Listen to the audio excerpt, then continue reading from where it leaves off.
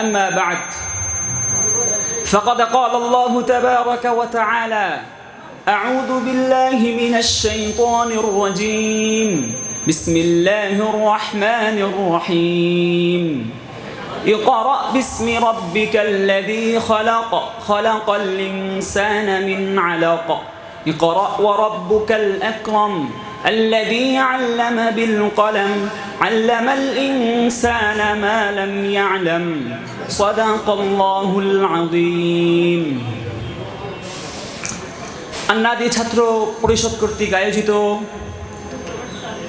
বার্ষিক প্রতিযোগিতামূলক হাফলার উপস্থিত সম্মানিত সভাপতি, ন্যায় ইনসাফের কলমধারী বিজ্ঞ বিচারক মণ্ডলী এবং আমার সামনে উপবিষ্ট ইলম পিপাসু এক ঝাঁক তালেবে আলম ভাইয়েরা, সকলকে জানাচ্ছি আমার পক্ষ থেকে আন্তরিক শুভেচ্ছা ও মুবারকবাদ।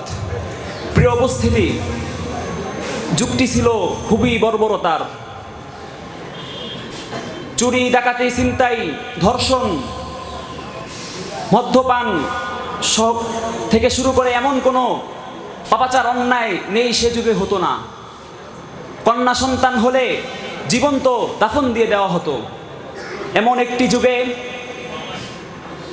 অবতরণ করলেন বিশ্ব মানবতার দূত হযরত মুহাম্মদ মুস্তাফা সাল্লাল্লাহু আলাইহি ওয়াসাল্লাম। তার বয়স তখন 40। তিনি হেরা গুহায় গিয়ে রবের সান্নিধ্যে থেকে রবের খোঁজে প্রতিদিন চিন্তা করেন, কে আমাদের সৃষ্টিকর্তা, কে আমাদের সৃষ্টি করেছেন।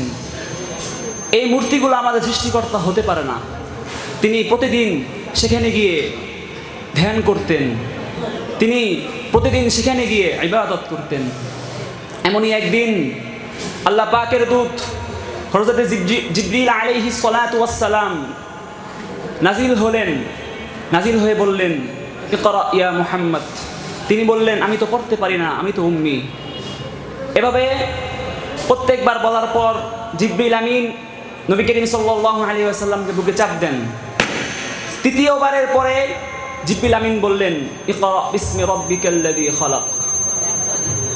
এটাই হচ্ছে ওহী নাজিলের সূচনা। প্রিয় উপস্থিতি, কোনো দাওয়াতি কার্যক্রম শুরু করার জন্য যে কয়টি বিষয় প্রয়োজন, সে সকল বিষয়ে আল্লাহ পাক রব্বুল আলামিন সূরাতুল আলাকের প্রথম 5 আয়াতের মধ্যে এনে দিয়েছেন এবং আরো অনেক বিষয় রয়েছে এই 5 আয়াতের মধ্যে, যার তাফসীর করতে গেলে কত রাত পার হয়ে যাবে তার হিসেব নেই।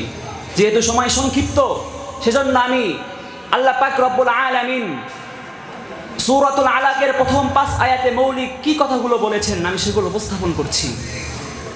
কোনো কাজ, কোনো দাওয়াতি কার্যক্রম শুরু হওয়ার পূর্বে সর্বপ্রথম প্রয়োজন হচ্ছে এই দাওয়াতি কার্যক্রম কার পক্ষ থেকে শুরু হচ্ছে, কে এই দাওয়াতি কার্যক্রমের ঘোষক। দ্বিতীয়ত প্রয়োজন কার মাধ্যমে শুরু হচ্ছে।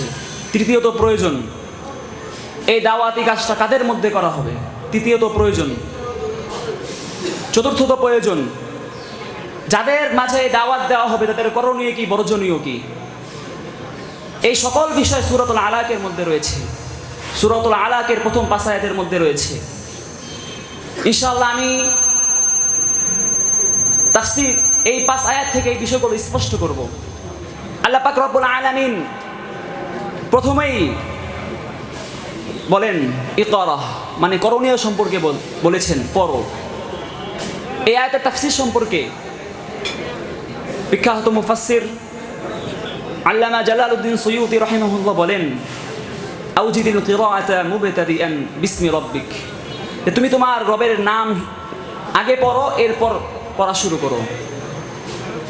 ইমাম আলুসি রাহিমাহুল্লাহ রুহুল মাআনিতে বলেন আরেকটি অর্থ করা যেতে পারে, সেটা হচ্ছে যে এখানে বাটি লিল ইস্তিআনা, মানে আল্লাহর কাছে সাহায্য চেয়ে পরে তুমি পড়া শুরু করো। তো আল্লাহ তাআলা প্রথমেই করণীয় বলে দিলেন যে পড়ো, ইলম অর্জন করো। আল্লাহ তাআলা এই আয়াতের এই ইকরা শব্দের মাধ্যমে প্রমাণ করলেন যে ইসলাম ধর্ম হচ্ছে জ্ঞানের ধর্ম। এখানে কোনো জাহালাতের কোনো স্থান নেই। দ্বিতীয়ত এরপর আল্লাহ পাক রব্বুল আলামিন বলেন বিসমি রব্বিক, তোমার রবের নামে পড়ো। এই হচ্ছে দাওয়াতি ফর্মুলা, মানে কে দাওয়াতটা শুরু করছেন যে তোমার রব, তোমার রবের পক্ষ থেকে এই দিন শুরু হবে। এখন রবের কিছু পরিচয় প্রয়োজন, সেজন্য আল্লাহ পাক রব্বুল আলামিন বলেছেন আল্লাযী খালাক, যিনি সৃষ্টি করেছেন। এই আয়াতের তাফসীরে সফাতুত তাফাসিরের মধ্যে রয়েছে যে আল্লাযী খালাকাল খালাইকা কুল্লাহা, যিনি সকল সৃষ্টিকে সৃষ্টি করেছেন। পৃথিবী এবং আসমানে যা কিছু রয়েছে সকল কিছু তিনি সৃষ্টি করেছেন। এর মাধ্যমে আল্লাহ পাক রব্বুল আলামিন নিজের পরিচয় দিয়েছেন। এখন প্রশ্ন হলো আল্লাযী খালাক কেন বললেন, অন্যটা কেন বললেন না? এর তাফসীর এই উত্তরে বলেন যে মক্কার মুশরিকরা তাদের আসনামগুলোকে, তাদের মূর্তিগুলোকে রব বলতো। আল্লাহ তাআলা আল্লাযী খালাক বলে যে তোমাদের মূর্তিগুলো না, যিনি সৃষ্টি করেছেন তার নামে পড়ো।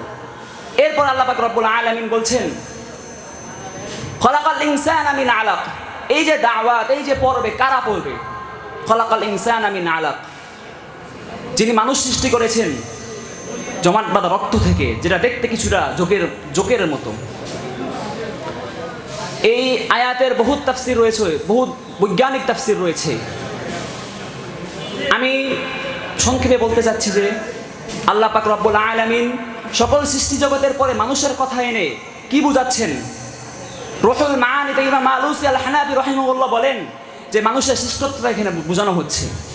এরপর আল্লাহ বলছেন মিন আলাক, মানুষ শ্রেষ্ঠ ঠিক আছে, কিন্তু তোমার অহংকার করা যাবে না, তোমার সৃষ্টি হয়েছে সামান্য নাপাক রক্ত থেকে। এরপর আল্লাহ পাক বলছেন ইকরা, কেন? একবার তো ইকরা ছিল, আবার আনা হয়েছে তাকিদ। এরপর আল্লাহ পাক বলছেন রব্বুকাল আকরাম, মানে আপনার সম্মানিত রব। সফাতুত তাফাসিরের মধ্যে রয়েছে এমন সম্মানিত যেই সম্মানের অধিকারী আর কেউ হতে পারে না। এখন প্রশ্ন হচ্ছে, প্রথমে যে বলা হয়েছিল যে পড়ো, এলেম শিখো, এলেম তো অনেক প্রকার রয়েছে, লিখিত এলেম, জেহেনি এলেম, রসমি এলেম।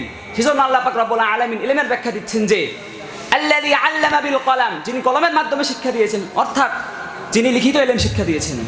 এরপরে বলছেন আল্লামাল ইনসানা মা লাম ইয়ালাম, মানুষকে ওই সমস্ত শিক্ষা দিয়েছেন যা মানুষ জানতো না। এর মাধ্যমে আল্লাহ পাক রব্বুল আলামিন জেহেনি এলেম উদ্দেশ্য নিয়েছেন।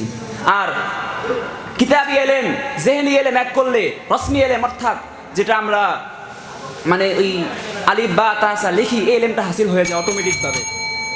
আল্লামা ইবনে কাসির রাহিমাহুল্লাহ এমনই তাফসীর করেছেন।